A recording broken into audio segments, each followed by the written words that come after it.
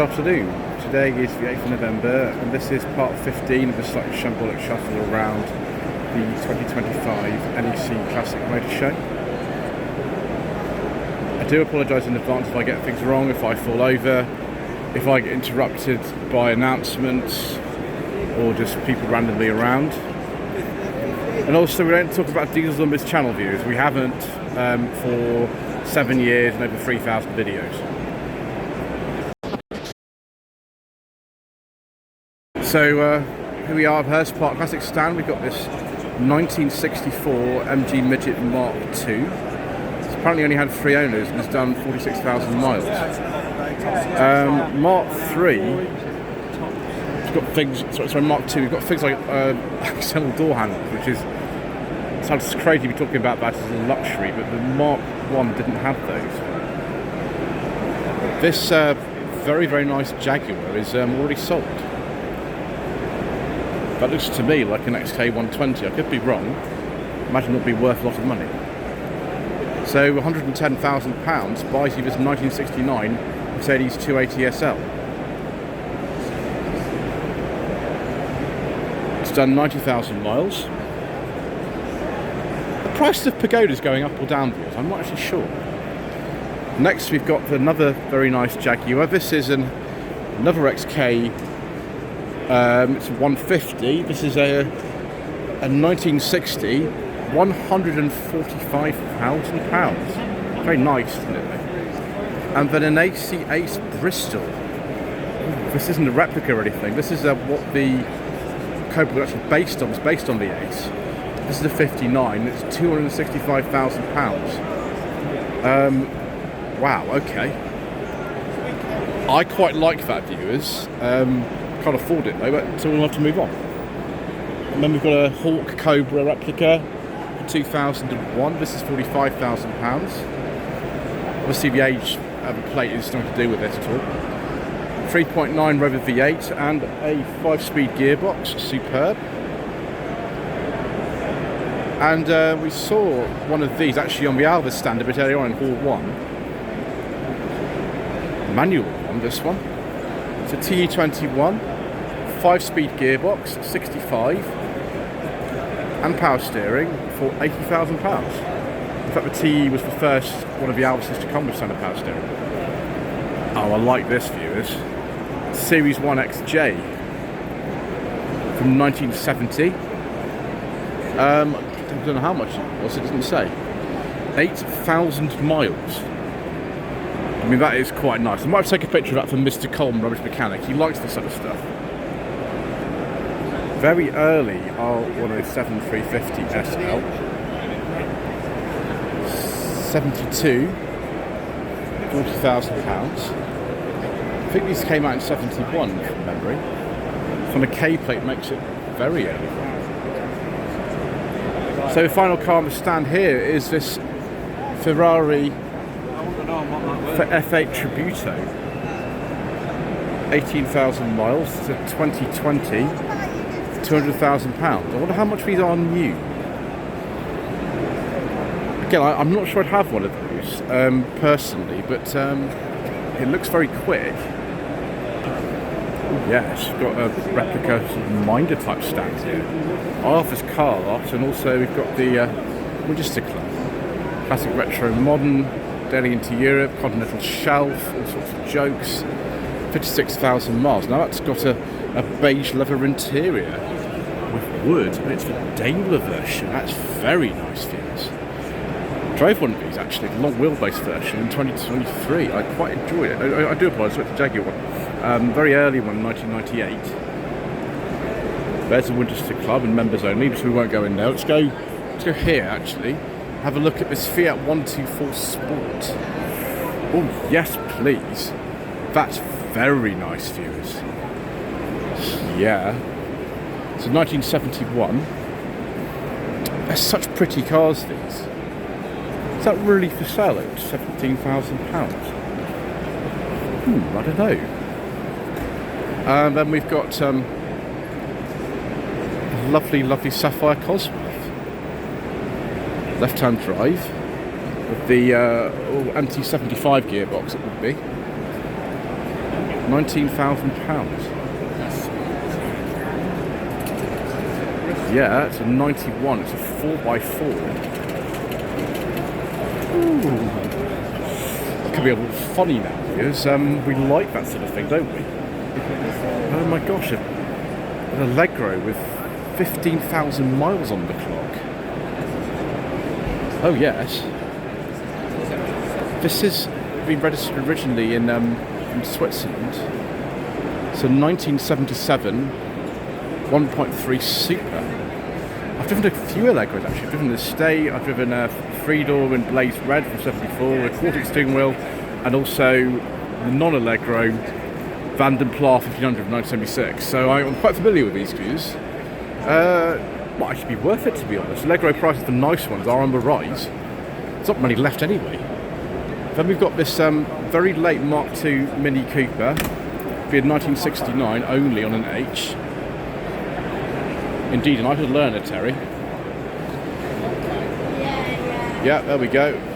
Actually registered in 1970, this thing. So, yeah, again, from that collection in Switzerland. £16,000.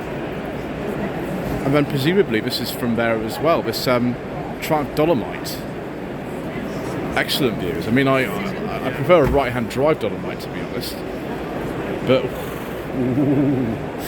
getting all funny about this view is this is from the Swiss collection as well. It's a Dolomite Sprint.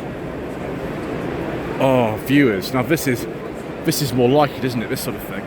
That is a T, so about 79, and then a Ford Cortina Mark III. This is a 2000. I think it's a GXL. Yeah, it's a 2000 GXL. That'll be from it's a 71 to 72. So someone's selling off a huge collection of left-hand drive cars. And why not? £18,000. I mean, it's strong money for a Cortina, but it is very nice.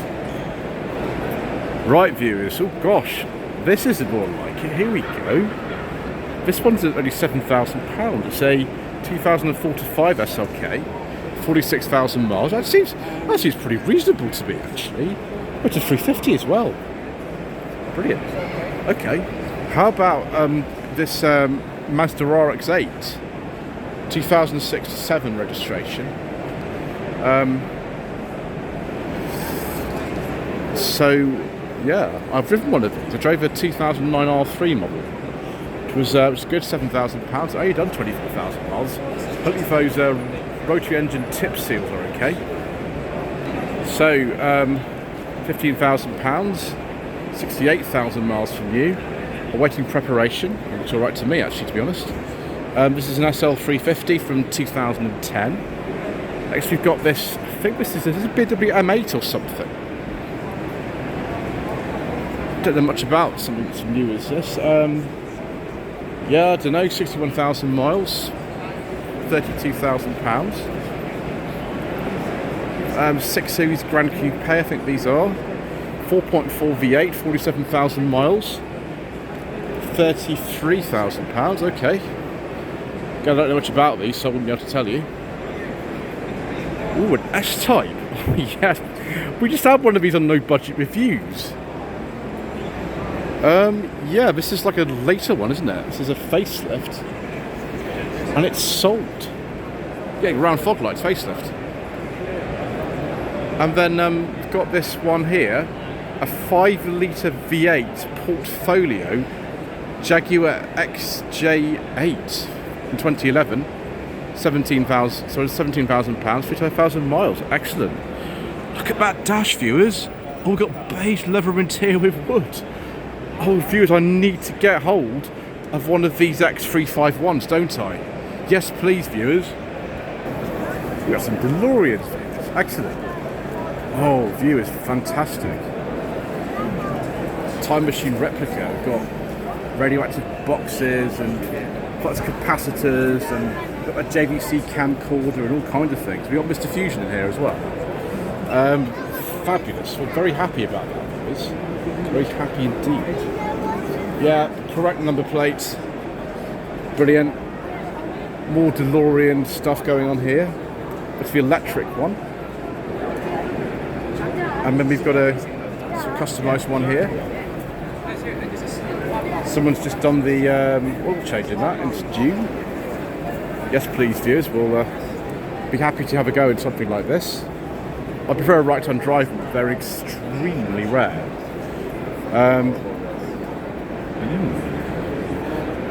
Nice sort of brushed aluminium. Sorry, it's stainless steel, isn't it? Stainless steel thing going on. Excellent. And then some Gilbans. Gilban Invader, this one. This is a... Gosh, still busy here. Gilban Invader. This one would be a very late one. It's on a Mark IV. Oh, what is it? Yes, it is. This is the sort of prototype Mark IV. They actually managed to complete this in 2012. It's sort of like a Mark III. Oh, someone's fitted a beige leather interior with wood. Oh, viewers, I'm a happy boy. I want to have a go in one of these, actually. I really would like to have a go. I don't think I ever will, but never mind. Earlier Gilban Invader here.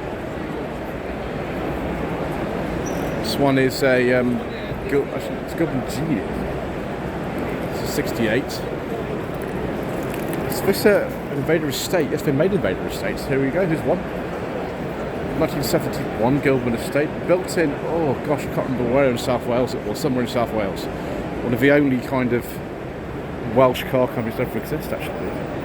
3-litre Essex V6 with the earlier rear lights. You see the later ones on the what would have been a Mark IV. And then a much earlier one. This is a Gilban GT 1800. I think with an MGB engine in it, actually. This. That's very good, viewers. We like that. Next, we've got this 1966 Marcus 1800 GT. So we have been to one Marcus stand. We've got more Marcus stands here. There's also one in Hall 1.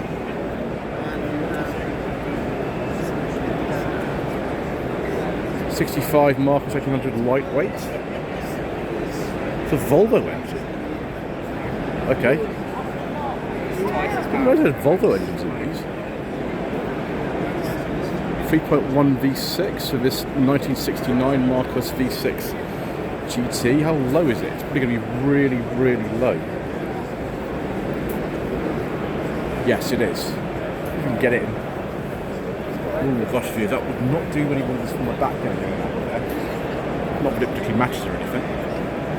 And then a mini Marcos, or mini Gem in this case. The 67. Why is it got an H registration? It was a 67. I am confused, viewers. Crudgington. It's a great name. Ooh, it's the Sunbeam Lotus Owners Club. Always delightful seeing the Sunbeam Lotus Owners Club. Factory plate there, 1980 Sunbeam Lotus. This one's a bit earlier than this. Is it one with the recessed headlamps? Yes, it is. Say 79, I imagine that one. 79. This is what it looked like with the flush headlamps. This is a 1982 car, although it would have been made in 81. And then again with recessed lamps. There's the 2.2 Lotus engine in there. I really want to go in a Sunbeam. It doesn't matter if it's a Lotus one or not. I just really want to go in a Sunbeam. It's 1.6 would be fine. So here we go. This is a Ginetta Dare G4, manufactured in 1998. About 20 cars out of the UK. Okay. It looks very much like this Ginetta G4. This one dates to about 1969, but obviously that is much newer. Then Ginetta G50,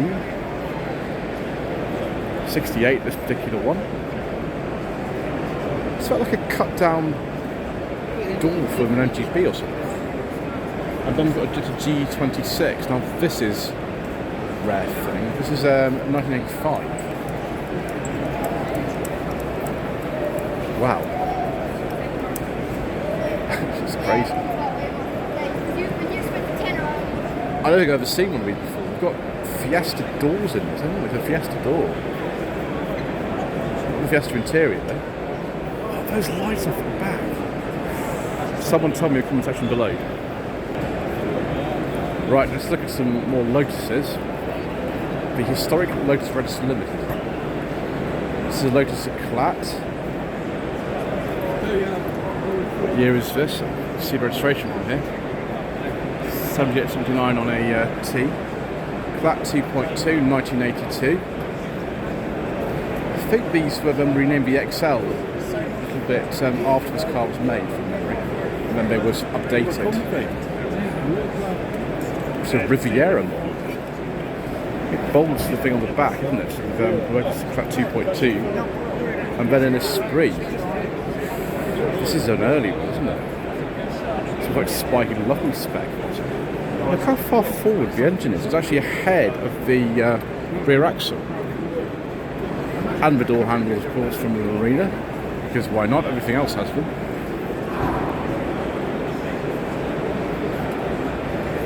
Yes, let's please viewers. Another Eclat 521. This is 1979. Beige leather interior. Don't mind if I do, viewers. We've got a little bit of fake wood on the glove box. Because why not? Rear ends look a bit different, don't they, compared with the Series 2. Then a 1968 Lotus 47 GT. It looks very much like a Europa. It's this, just a Europa. Anyway, Lotus Emira. I have driven one of these actually. I wasn't allowed to film it, but I have driven one of these. It was, I think this version, there's a manual and an auto. This is the auto, I drove the auto. Which is a Mercedes engine and gearbox. Quite enjoyed it actually. I think these are about £80,000-90,000 if you buy them new.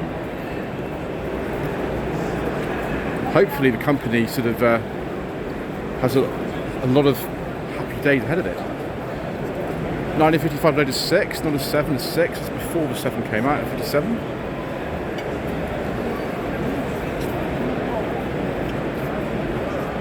Funny way of storing the spare tyre. Then we've got a 71 Lotus 69 Formula 3. And then an Elite, one of the old Elites with the Coventry Climax engine. This one is a 1963, it's a very late one. We changed from 1.2 to a 1.5. How did the windows open? I can't remember on those. They actually opened them. This clearly has opening windows somehow. Is that comfortable in there or not? I suppose I have to find out if I ever got one to review, which I think is unlikely somehow. Right, okay. Lotus Excel. This will be about 1987. Ooh, more beige leather interior. Does this look better than the... I don't know yet. 2007 Lotus Exige S.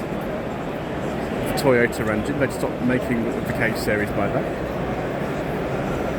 Not so keen on the sort of wrap myself, but that's the way that things seem to be these days. Ooh, an Elan Series 4, I believe this would be. Yes, it's a bit later than the cars that Dinah used in the Avengers. That's right, it's a 1970 Series 4. Then another Europa. This one is a Europa Twin Cam, 1971. I've always been very concerned about these and the lack of readability because there just really isn't any. How you actually park one of these, I have not a clue.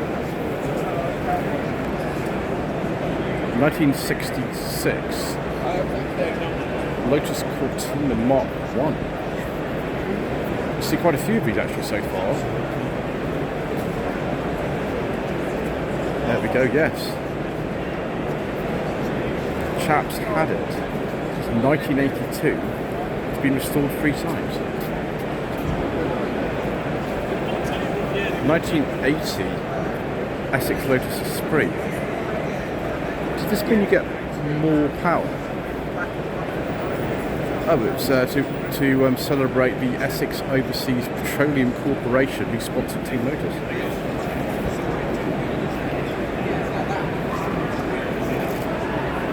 I mean, that's a very rare version. I've never even heard of that version of the Esprit. There we go. Numbered 11. Appropriate plate. Lease R from 2007. Registered at Bell and Colville down in Surrey. How much that's worth? I wish it's still got a case here. Oh, sorry, I do apologise. That's the original version. This one, just in colour, that's the graphite effect. Right, we have next Murray Scott Nelson Classic Car Specialists. We've got here a 1966 Healy 3000 Mark III. Okay, £63,500. Nice colour. Then we've got this MGB, which has been sold. Another Austin Healy. £42,500 to 1965. That's also been sold. Money is changing hands at the show years. We've got some really old stuff here. Wow, look at this. £66,000 will buy you this 1926 Rolls-Royce 20 horsepower Wanderlette. Does it have a beige leather interior, viewers? We can take a look, can't we? No, it doesn't. And also that the interior is completely different for the chauffeur compared with the passengers.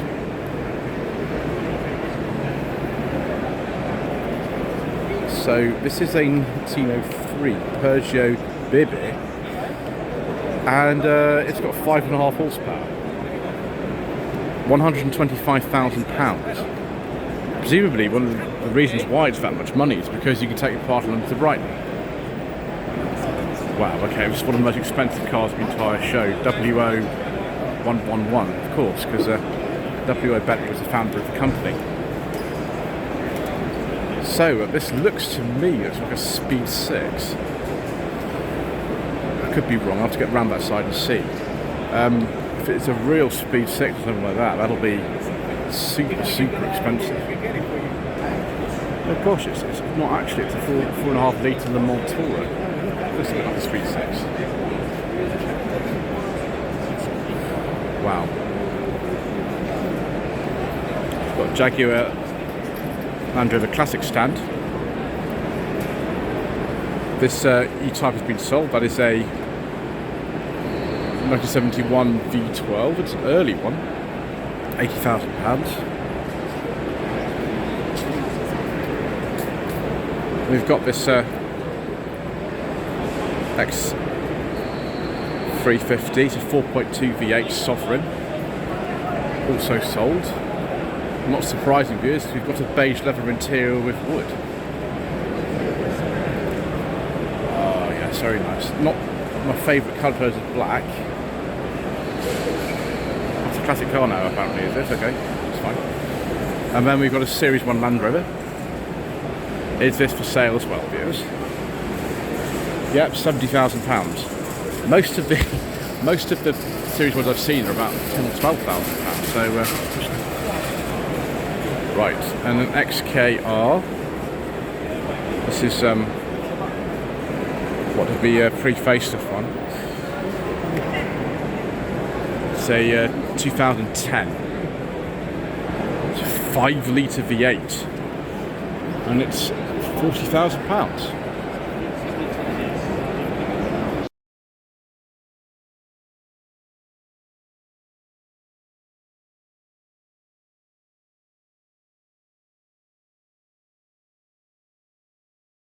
Okay, so we've made it to the Lancaster Insurance Pride of Ownership stand.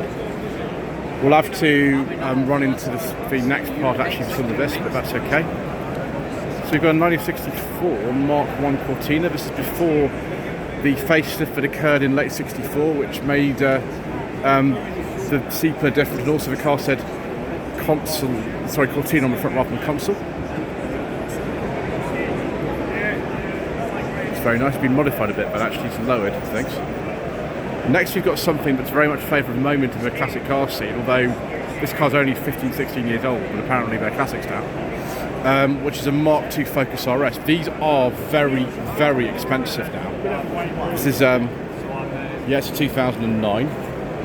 Again, it's been modified to some extraordinary amount of power. Standard they were about 300, that is, who knows, even more. Next we've got this 1967 Triumph TR4A. Powder blue, I think is the name of this colour. It was a very popular one back in the day for Triumphs. I think though I prefer personally this Ford Escort RS 1600i, which is the predecessor to the RS Turbo. They didn't sell a lot of these, not really many at all. This is an 83. What I used to do, what I used to look at. That is to a very, very, very high standard. Extraordinary high standard. And then an Astra G. Late Astra G with Opel badge. 2004, it's a GSI 2 turbo. The only Astra G I've ever driven was 1.6 LS with 73 horsepower, which is a bit different from this, I'd say. Oh yes, please, the Chirard GTTI. These are very, very rare. One of the very first cars ever to reach, I think, 100 horsepower per litre. This one is a 1991. That looks really, really standard.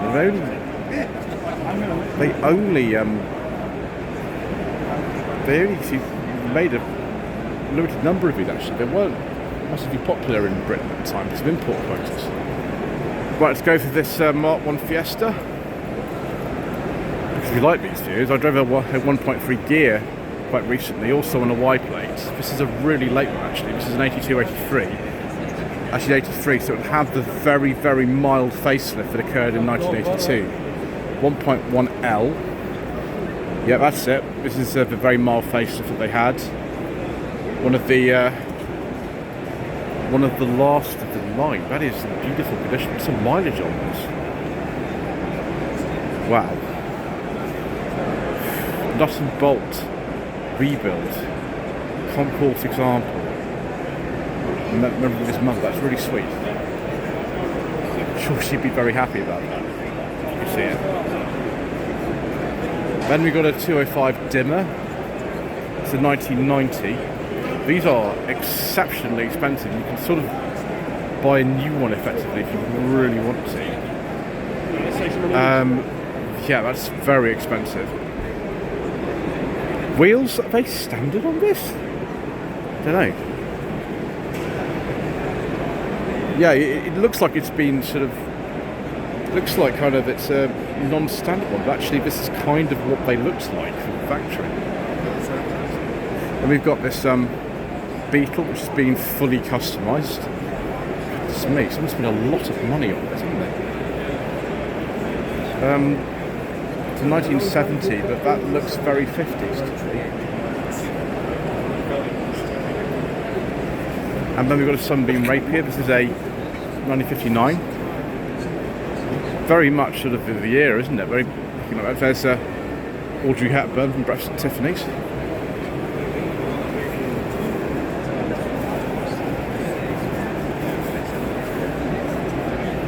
Mini pickup. This is an early 70s one. It still looks like the original one, yes. Very correct. Pressed steel grille, exposed hinges, house style door handles, sliding windows. There we go. This is 1971. And we've got this 1966 Ford Mustang.